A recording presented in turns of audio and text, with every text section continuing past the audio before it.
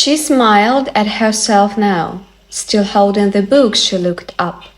And this was how she saw the young man. He smiled back at her. Later frowned at him and looked down at the page again. But she could not concentrate on it, and after a few moments replaced it on the shelf before making her way to poetry. To poetry. Letta loved poetry. She began to look at a volume of Tennyson. The tall young man who had, Letta noticed, slightly wavy black hair and was very good-looking, seemed to be as interested in poetry as in mathematics, because a few minutes later, Letta noticed that he had moved his attention to the poetry shelves and was glancing through the collections. So long sentence. 1, 2, 3, 4 lines, 4 lines.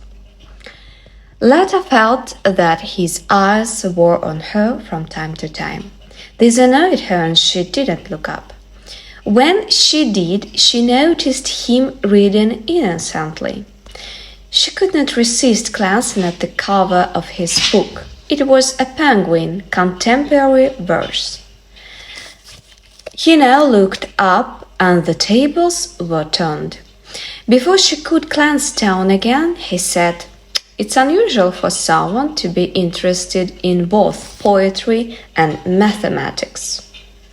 "Is that so?" said Letta severely. "Courant and Robbins, it's an excellent work." "Oh," said Letta. Then, realizing that the young man was referring to the mathematics book she had picked off the shelf, she said, "Is it?" But the young man wanted to continue the conversation.